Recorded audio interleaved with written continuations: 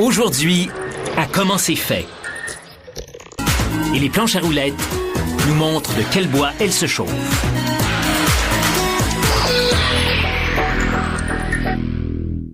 À l'origine, la planche à roulettes n'était qu'un simple passe-temps. Mais depuis quelques années, cette activité est devenue de plus en plus extrême. Des planchistes professionnels comme Tony Hawk sont reconnus de par le monde pour leurs prouesses spectaculaires. On peut dire que pour les pros de ce sport, tout va comme sur des roulettes. Dans les années 30, des jeunes téméraires s'amusaient à fixer leurs roues de patin à roulettes à des caisses en bois, sans se douter qu'ils étaient les précurseurs d'un phénomène international. En 1958, les planches ont supplanté les boîtes lorsque des surfeurs californiens ont inventé le surf de trottoir, qu'ils pratiquaient quand Dame Nature les empêchait de jouer dans les vagues. Ils fixaient leurs roues de patin à des planches de bois et s'élançaient dans les rues. Rapidement, cette mode a déferlé sur toutes les villes des États-Unis. La planche en tant que telle est composée de plusieurs couches de bois minces qu'on appelle des plaquages. Les planches bon marché comprennent un plus petit nombre de plaquages en bois de moindre qualité. Par contre, pour ces modèles haut de gamme, on utilise jusqu'à 7 plaquages faits d'érables de premier choix. Mais seuls les plaquages du dessus et du dessous sont apparents. On ponce leur côté exposé jusqu'à ce qu'ils soient lisses et on enduit l'envers de colle. Quant au plaquage du milieu, il passe à l'encolleuse qui sature leurs deux côtés. Cet adhésif est spécialement formulé pour résister aux vibrations et aux chocs. Les ouvriers empilent 35 plaquages, soit l'équivalent de 5 planches et les placent dans un moule. Comme les planches à roulettes ont des tailles et des formes variées, il existe un moule différent pour chaque modèle. Une presse applique 40 tonnes de pression sur les plaquages, en les comprimant pour leur donner la forme du moule. L'excédent de colle s'échappe par les côtés, en agglutinant les 5 planches en un bloc. On devra donc les séparer par la suite. 3 heures plus tard, le bloc émerge de la presse. Maintenant, on perce 2 séries de trous dans le bloc. Les trous servent à fixer les essieux avant et arrière, ces pièces pivotantes qui permettent à la planche à roulettes de tourner. La prochaine étape consiste à profiler les planches rectangulaires. On choisit d'abord un gabarit général correspondant au modèle qu'on fabrique.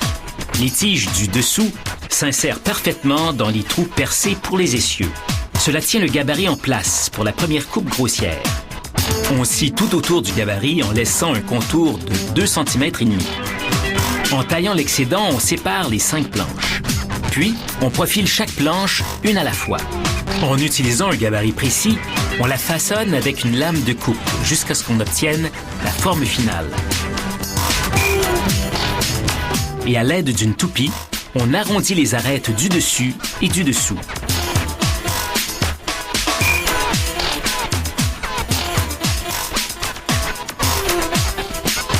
Ensuite, on traite les surfaces grâce à une ponceuse à tambour.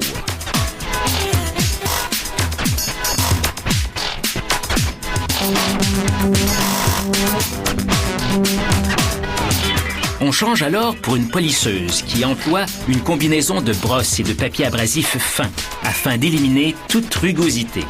La planche est maintenant parfaitement lisse. Prochain arrêt, l'atelier de finition, où l'on pulvérise d'abord les planches avec un apprêt incolore. Cela scelle les pores du bois pour les empêcher d'absorber la couche de laque qui viendra ensuite.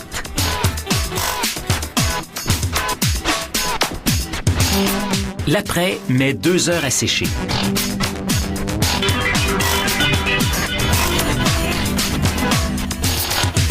Puis, on vaporise une couche de laque incolore ou de couleur qui donnera un fini protecteur ultra brillant.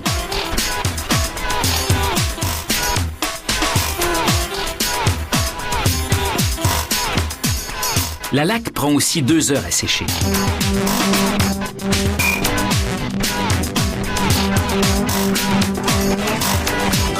L'étape finale consiste à appliquer les décorations. Les éléments graphiques au style vif sont imprimés sur des pellicules de plastique.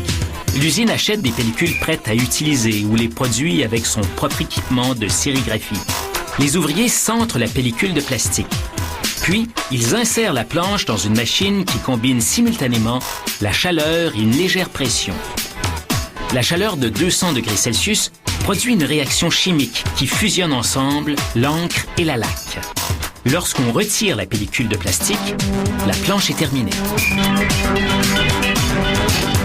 Les planches de ce calibre sont vendues en pièces détachées dans des boutiques spécialisées.